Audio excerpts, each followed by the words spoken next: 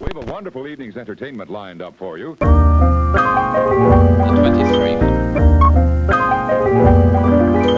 Hey, what's up you guys? This is Steffi, aka In My Humble Opinion, and welcome back to another IMHO Film Club movie review. In today's video, we are going to be reviewing the newest documentary released from Netflix entitled Quincy. So Quincy was directed by Alan Hicks and Rashida Jones, who also just so happens to be one of the daughters of Quincy Jones. Quincy, if you couldn't already tell based on the title, is about the personal and professional life of Quincy Jones, multi-hyphenated, talented titan in the music industry, not even just the music industry, the entertainment industry, composer, arranger, music producer, movie producer, television producer. He's really done it all. So in today's review, like all of my reviews, I'm going to be talking about the pros and then the cons, and then I'm going to be giving my overall rating. So let's just get right into this. At each stage in this remarkable career, he's been somebody who's walked through that door before anybody else has. You only live 26,000 days. I'm gonna wear them all out.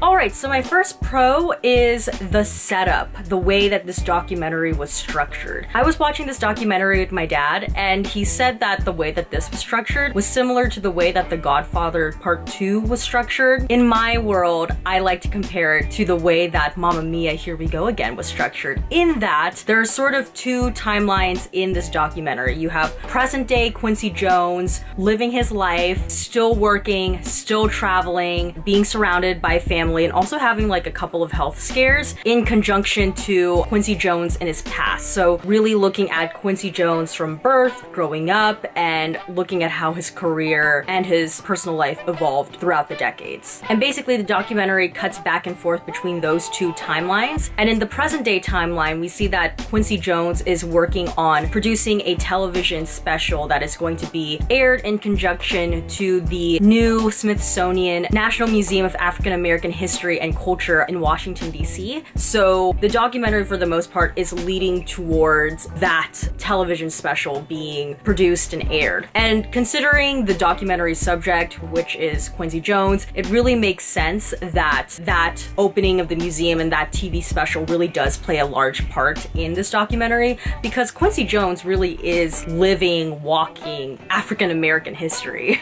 My second pro to this movie is the editing. Because a lot of the editing is cutting back and forth between the present day timeline and the past timeline, they really utilized a lot of match cutting. And match cutting is basically when you're cutting between two different subjects that are similar for a particular reason, whether it's because they're similar literally, or they are similar thematically, or similar in color. Basically, the point of match cutting is cutting between two different subjects that are related or similar to some degree.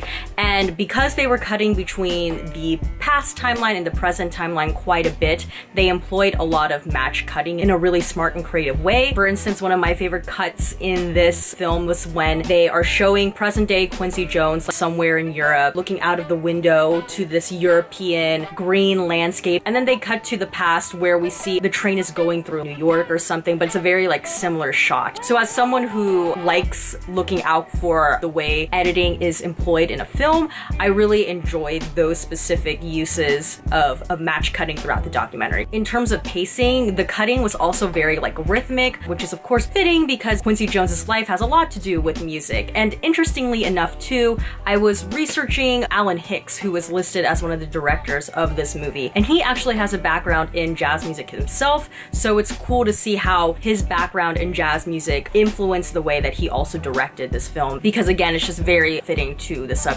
matter.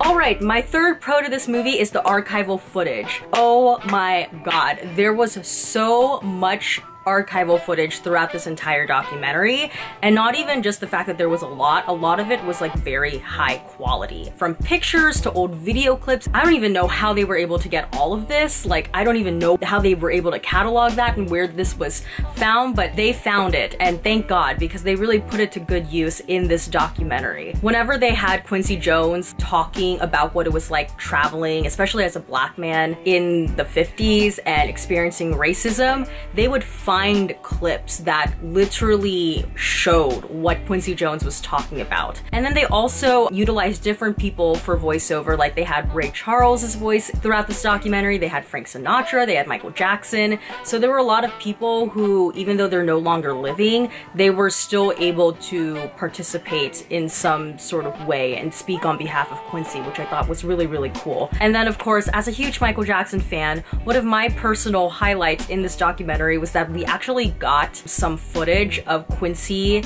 and Michael in the studio during the Thriller era and like working on Thriller. Personally, as a huge Michael fan, I've never seen that footage, so it was just really, really cool that somewhere this exists. So hopefully, I don't know, Michael Jackson estate, talk to the Quincy Jones people and see if you guys can work something out, because yeah, what the heck? I didn't even know that footage existed. My fourth pro to this is you really, really get a sense of Quincy Jones's extreme work ethic. Like honestly, he might be one of the hardest working people in show business, period. Because again, while you're watching this documentary, they really make it a point to show just how hard Quincy works. And the documentary also makes it a point to show that Quincy Jones himself even admits to a certain degree that he is a bit of a workaholic. And his workaholicness came to the expense of his family life. He had several failed marriages, and there was a time in his life when he didn't really get to see his children that much. But you know what? To a certain degree, I find his steadfastness to his craft and to his career very admirable and very inspirational. So Quincy, man, he worked for every single thing that he got.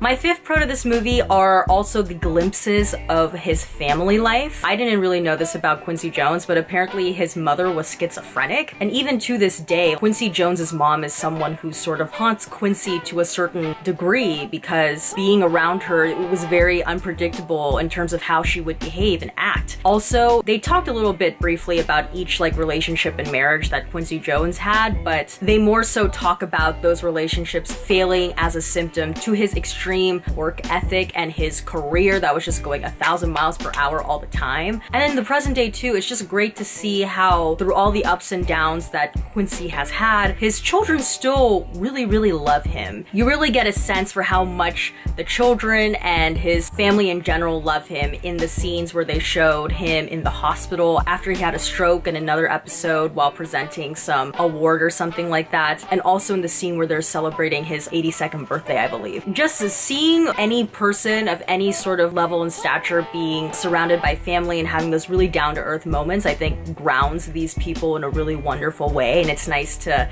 see that level of relatability to someone still like Quincy Jones.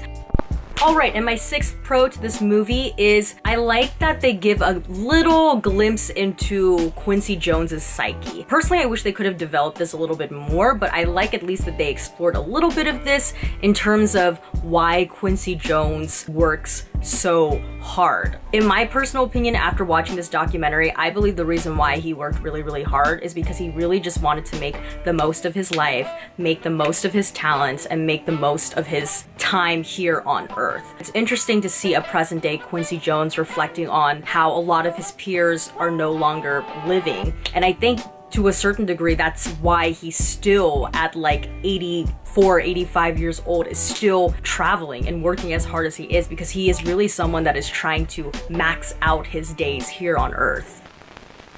My first con to this movie is it ended a bit abruptly. In the documentary, they show Quincy at the television special for the opening of the museum, and they show him presenting and then walking off stage, and then I believe they show him in the hotel afterwards. It kind of just like ends abruptly there, and while it did make sense to end the documentary there, I wish they would have tied in the past timeline and then the present day timeline together. And you can make an argument too, like, well, like the past and present were coming together during the TV special that was for the opening of the new African American Museum, but I wish they would have tied the past and present timeline more thoroughly. Even Quincy just being asked on screen, like, what do you make of your life or something like that, and he was just like, whoo, that was one hell of a ride. I think that would have at least made me feel a little bit better about like it ending right then and there, because the ending did feel a bit abrupt.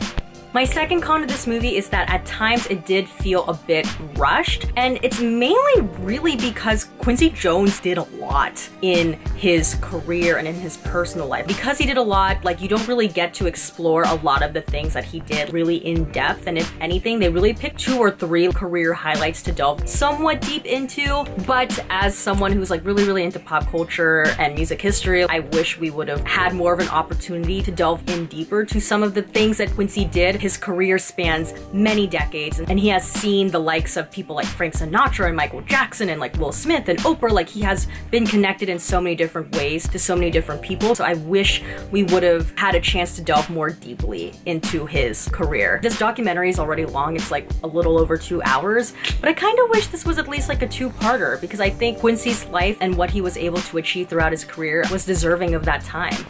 Alright, and my third con to this movie is that this is very much a vanity piece, and because of that, you don't really get to hear a lot of the controversies that may have occurred in Quincy's life. And also considering that this documentary is also co-directed by his daughter, I understand why you would only really want to show Quincy in a positive light. And also considering Quincy's past interviews in recent years when he's said these like really outlandish, off-the-wall things that have made people go crazy on Twitter, it's like you never really got the sense of that person in this documentary. It was all very positive, which again, I understand why, but it did feel a bit one-sided in that sense.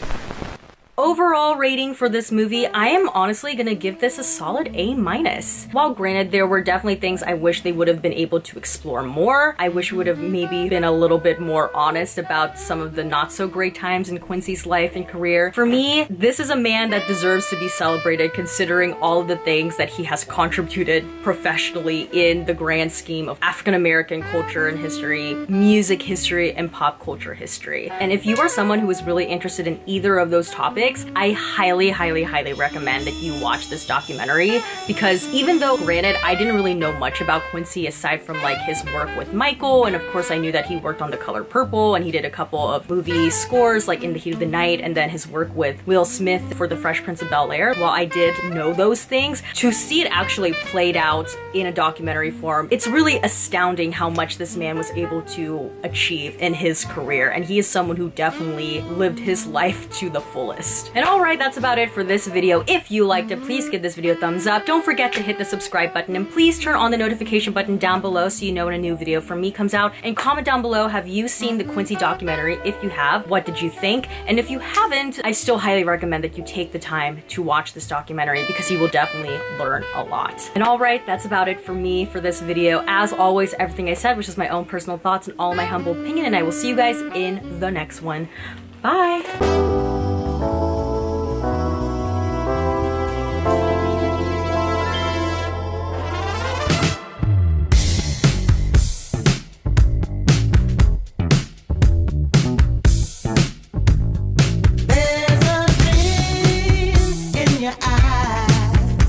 Reflecting what's in front of you, it's blinding, but it's in you. There's a world on the tip of your tongue.